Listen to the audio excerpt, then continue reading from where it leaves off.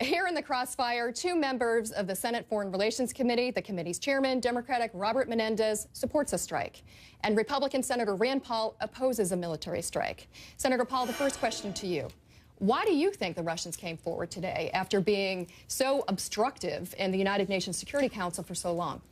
You know, I think anytime diplomacy is possible, it's preferable to war. And so I think it's a great development, you know, that this is going forward. There have been discussions with the Russians for months. Really, I think on to a year now, there have been discussions with the Russians. With no movement. Well, but apparently the Russians have been in favor of some kind of negotiated settlement. Have they been completely there? How did they get there? Is the threat of force bringing them there? I think it's unknown, but I think it's a good development. If the president needs to take credit on this for it to move forward and to avoid an all-out war in Syria, I say the more the better. I think war or bombing Assad will lead to more instability, and I think we're more likely to see chemical weapons get into the hands of terrorists if we destabilize Assad. Well, I have to say that I'm cautiously looking at what the Russians are suggesting. We'll see. You know, after 2 years in which the Russians have vetoed every effort at the United Nations, including simply recognizing that the use of chemical weapons in general is a violation of international law, without even subscribing blame at that point in time. They voted against that. They voted against a simple press release saying, applauding the opportunity for the United Nations to send inspectors in. So I'm somewhat cautiously, you know, looking at this set of circumstances. But look, the only reason, if this is true, if the Russians are serious in their proposal, and more importantly, if the Syrians are actually going to give it up, and they can do that right away at the Security Council in the next day or two. Go right in there with a resolution that's very specific, that says all of the sites, unfettered UN access, the access not only to those weapons, but to get access throughout the country to determine the sites and be able to secure them. The only reason we might get there is because of the threat of a credible military force. Given that threat, Senator Reid has apparently announced this evening that he's going to postpone the vote in the Senate. The whip count we've seen in the House is like 5-1 against. Do you think it would be wiser to slow things down and hold off on those kind of votes until we see whether or not, in fact, we can get the United Nations and the Russians to do something that's real and not just public relations? Well, I'm going to defer to the majority leader in the Senate context to determine what's the best way to move forward, working in concert with the administration. If the administration believes that this is a serious effort by the Russians that will, in fact, be embraced by the Syrians and we can move forward, we can see that in very short order, then that is obviously a welcomed effort. But I truly believe that the only reason we are at this point is because the president said he had made a decision that, in fact, this was necessary because the Senate Foreign Relations Committee moved forward in a bipartisan fashion, in a targeted fashion, to allow this to happen. I think the Russians said, you know, this is a real potential consequence to our own interests as a result. I agree with you. Senator Paul, what do you think about the delay in the vote? Well, I think that it's a great way out for the president because I think he would have been handed a rebuke. I think there's a very good chance that the House would vote against going into Syria. And then the real question is, would he abide by our verdict? Would he abide by the congressional verdict? Would he obey the Constitution and say, I've been told I don't have authority, therefore I can't do it? That's been an open question because he hasn't really admitted that he would abide by it. Whether it's a good idea or a bad idea, in a way, I think it allows diplomacy a little more time to see if it can work this out. It won't get to what the president said he was going to do, which was to punish. He was going to punish Assad, but he was going to getting rid of the chemical weapons, I think, was the ultimate goal to ensure that he was no longer a threat. He was going to punish Assad by not attacking Assad, by leaving him in power. Right, and send a message to Iran and North Korea that there are consequences. And the consequence here is you're going to give your chemical weapons over. Right.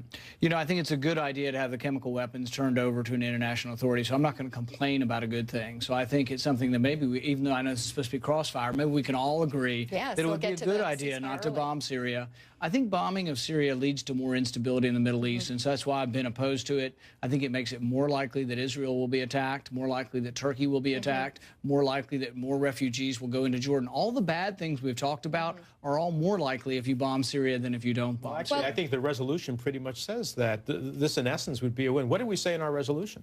We said that this is to deter and degrade Assad's ability to be able to continue to deliver chemical weapons against innocent innocent civilians, in the last instance where he killed over 400 children.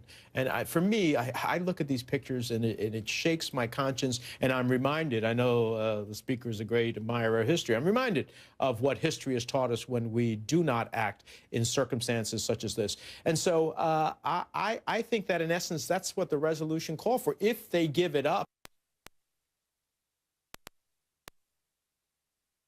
because you can't deliver chemical weapons that you don't have access to anymore. But I think that's a positive thing. Now, you can continue to go ahead against Assad in war crimes, which I certainly think that we should, through the United Nations, pursue Assad in terms as a war crime criminal, which I believe he is for what he's done to his citizens. But here's the problem for the American people. I don't think anybody doubts that Assad is probably a war criminal, has done these horrific things to civilians. But on the other side, we've seen priests beheaded by the Islamic rebels on the other side. We've also seen an Islamic rebel eating the heart of a soldier. So it's not like there's no atrocity going on the other side, and al-Qaeda is on the other side. I can't conceive of how we would go in and be allies with al-Qaeda. Well, let's. I don't suggest that we're going to be allies.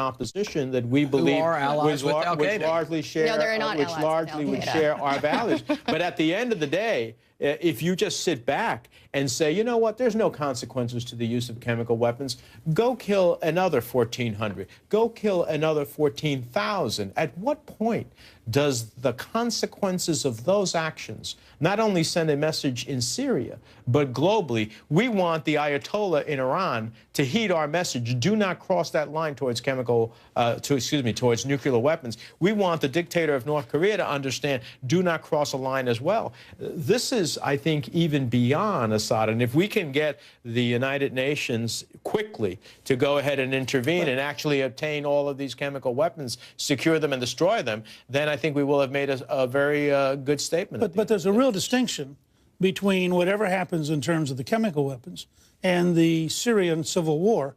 And all the evidence we're getting is that the country, by enormous numbers, something like 85%, is deeply opposed to the United States picking sides in the Syrian civil war, partly because, as Senator Paul said, there's this deep feeling that there's the bad guys and the bad guys. Well, that's exactly why working with Senator Corker, the ranking Republican on the committee, and getting a universe that went from John McCain, who's very hawkish on these issues, to Dick Durbin, who's very dovish, generally speaking, on these issues, to find the balance. And what did we say? No American troops on the ground. We don't want to be engaged in that civil war. Unless the chemical weapons break free. And, in fact, to be able to have a time limit in this regard of 60 days, which many would argue the president has under the War Powers Act anyhow to be able to proceed. So it seems to me that what we've done here is not get involved. No one wants to get involved in serious civil war, but we may very well have stopped the slaughter and sent an international message that there's a consequence of I agree. Senator Paul, I want to go back to the big exception to ground troops that Secretary Kerry admitted was if the chemical weapons were to come free and needed to be secured, we would need 75,000 troops to secure the weapons. That would be troops, boots on the ground. And the question is it more likely for that to happen if we destabilize Assad or less likely? Right. I think more likely if we bomb Assad. At the committee hearing, I must say, at the committee hearing when he was pressed on this issue, starting with me and then Bob Corker, he said, look, let's close that door. No American troops on the ground. And I think the world understands that if chemical weapons caches are open and subjected to the possibility of terrorists getting them, that there would hopefully be an international effort to secure those chemical weapons so they don't come against us, our troops, our interests, and citizens. And I think that we would. The question is it more likely or less likely? If we destabilize Assad, is it more likely the chemical weapons will become free roaming and terrorists might get them, or less likely? I think it's more likely if we destabilize Assad that the chemical weapons may fall into the hands of al-Qaeda. Well, okay, let's hold on a minute. In his interview with Wolf, President Obama also made a strong case for one thing, that is keeping our troops safe. You'll hear him make his case next, and I'll ask Senator Paul if he agrees.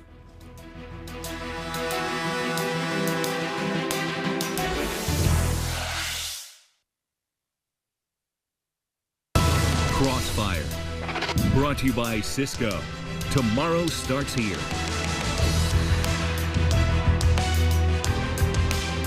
Today, my ambulance knew all about a bike accident just by talking to a helmet. It grabbed the patient's record before we even picked him up.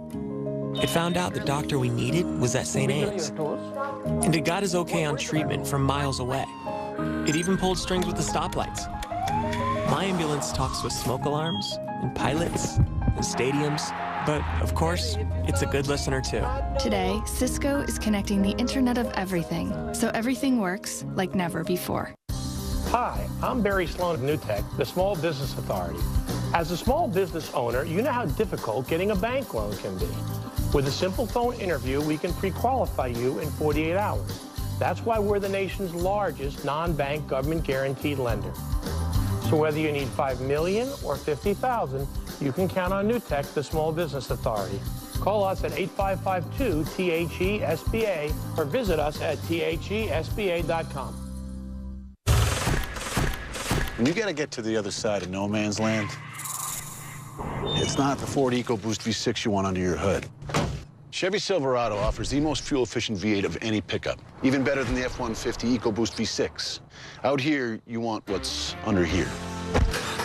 Put Silverado to the test at the Silverado vs. All event. Now get an introductory lease offer on this Silverado crew cab for around $349 per month. See your local Chevy dealer today. This was the hardest decision I've ever had to make. Jim, I adore the pool at your hotel. Anna, your hotels have wondrous waffle bars. Ryan, your hotel's robes are fabulous. I have 12 of them. 12? Shh, I'm worth it. What I'm trying to say is, it's so hard to pick just one of you, so I'm choosing all of you with Hotels.com.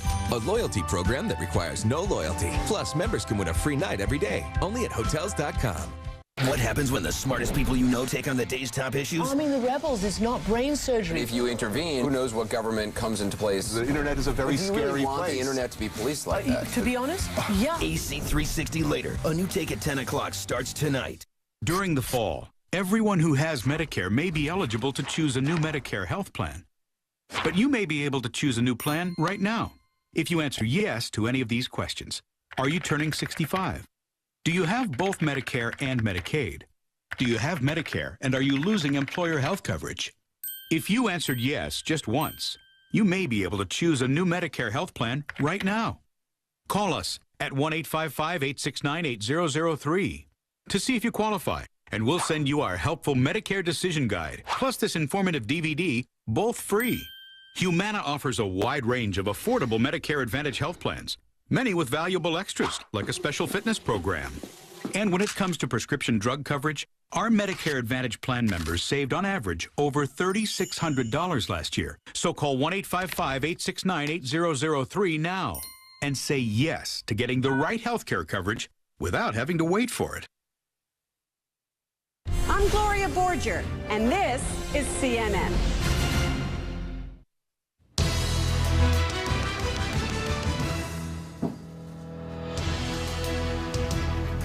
Welcome back. In the Crossfire tonight, breaking news. President Obama told CNN's Wolf Blitzer the U.S. is seriously considering Russia's offer to remove chemical weapons from Syria. The president also made a strong case for enforcing the Chemical Weapons Treaty.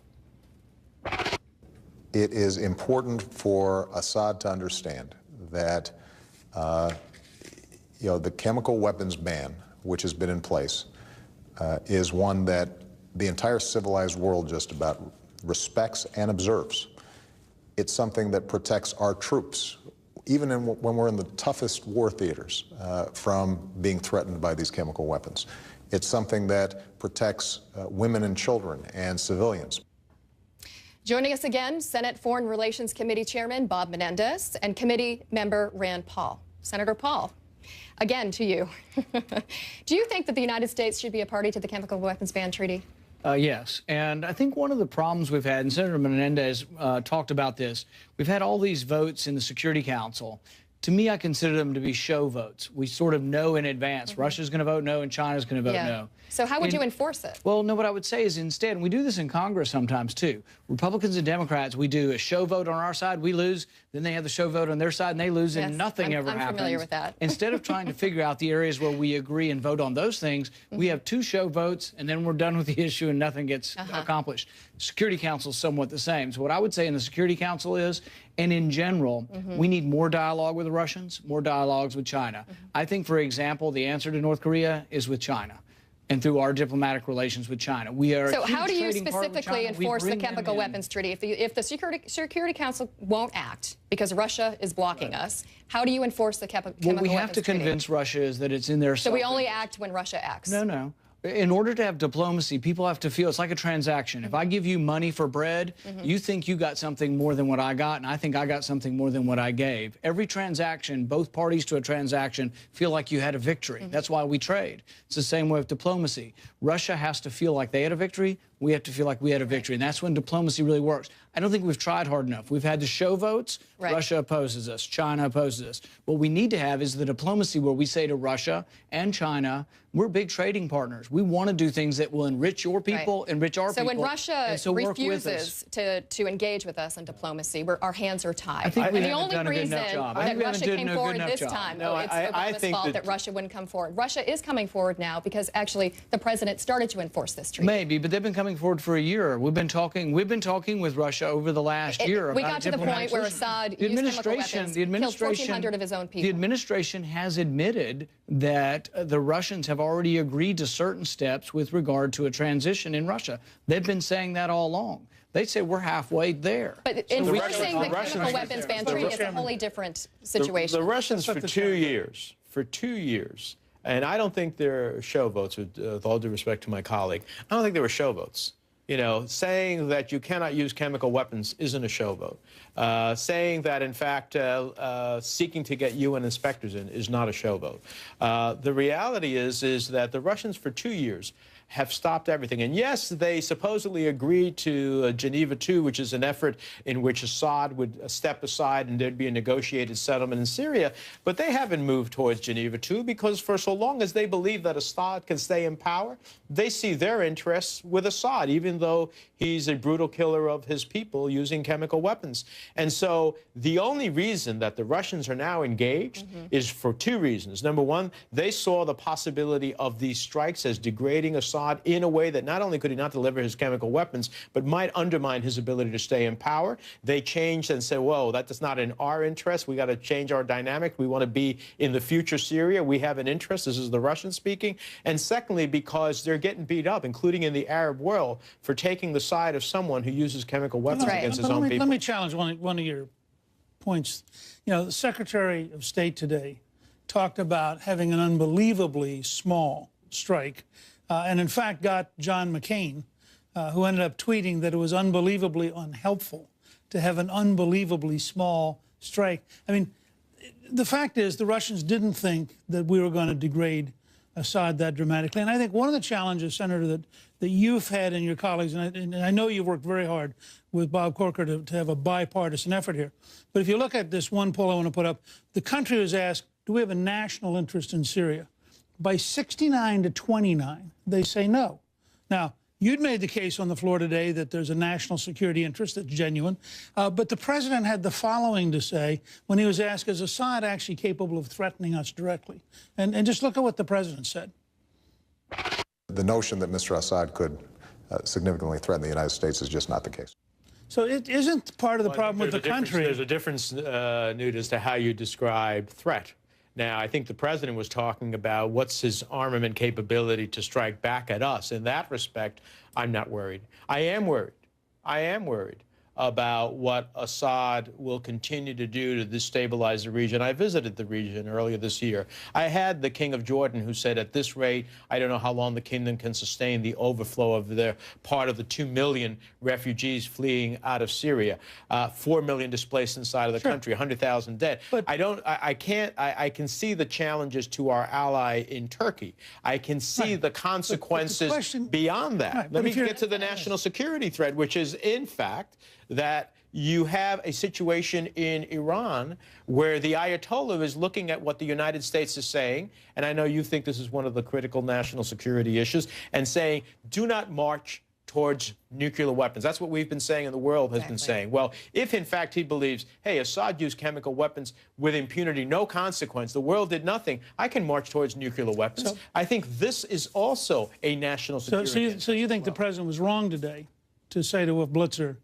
that Assad can't really threaten us? Because I think this is why the country is confused. I think it depends what you determine as threat. Right. If it's in a military context, you know, country to country, I don't think that that is the president's concern. And Assad, but all of our concern is what the security threat is greater, both for the region as well as for our... And remember, Assad was bullying this country in an interview this morning. He went on CBS to try to bully the American people and threatening strike. So I think the president is right to say. But here's the point I would make. And even if we talk about indirect threats to American interests or national security, threat to Israel, I ask the question: more or less likely that Israel gets attacked if we bomb Assad? I think more likely. Yeah. If you look at the, let me finish. If you look at the refugee question in Jordan, it is destabilizing to Jordan. More or less likely there'll be more refugees or less refugees if we bomb Assad. I think more likely there's more. And one more, Turkey. More likely that our NATO ally gets attacked or not attacked. Well, it's all curious of these things are more likely. I think it's more likely that the Ayatollah in Iran says, you know what? All this bluster about me not getting nuclear weapons, that's an existential threat for the state of Israel. And for us, forget about Israel for the moment, for us in that region to let Turkey, Saudi Arabia, and others say, well, if Iran has nuclear weapons, we have to have nuclear weapons too, in a tinderbox in the world. That's not in our national security. I would agree with you to only a certain extent. That's why, and this is an argument for why the president shouldn't willy-nilly be drawing red lines, and I hope he's learned his lesson. The more red lines you draw and the more you let people go beyond it, the less your credibility is. The president has lost face, he's lost credibility, but the United States has a great and ferocious ability to defend ourselves, and you saw it after 9/11. And I don't think anybody questions what will happen if we are ever attacked or our interests are attacked. So I don't think there is all of a sudden American credibility go out the window. The president's credibility is on the line, but American credibility is that red line was is an international red line. It's not just that we said the use of chemical weapons. And you said you were for the chemical weapons ban treaty. The Syria Accountability Act that the Senate and the Congress passed talked about this as a consequence if Syria pursued and actually used chemical weapons. And in addition to that, I think that when we talk about Iran, that is a national security concern of the United States, not only because of our ally Israel, but because of the consequences in that entire region of a nuclear-armed Iran. And so I don't think it's about the president losing face. It's about whether or not the United States has the credibility in the world to ultimately back up what it says it intends to do, and hopefully never have to pull the trigger as a result of having that seriousness approach. Let me ask you one brief closing question. If, in fact, they go ahead with votes in the House, and if, in fact, the president loses decisively, is he then constrained from acting unilaterally? Having come to the Congress, is he bound by the Congress? I think the president, that's a decision the commander-in-chief has to make. There's only, we don't have 535 commanders-in-chief in this country, the numbers of members of the House and the Senate. There's only one that the nation elected. In the last election, they elected Barack Obama because they believe he could move the country's economy, that he could promote the national security of the United States. He'll have to determine that question. Well, let me answer your question also, because the Constitution is very explicit. The initiation of war is a congressional authority. He doesn't have it without our authority. And we had this specific vote, and Senator Menendez voted to table by motion. Every Democrat, save one, says that the president can willy-nilly go to war whenever he wants to without congressional authority, and that's wrong. Well, let me thank both of you. I want to thank Senator Rand Paul and Chairman Robert Menendez. It's great for you to come and help us launch Crossfire. And now next, we are going to ceasefire. We actually have something we agree on about what the president needs to do. Believe it or not.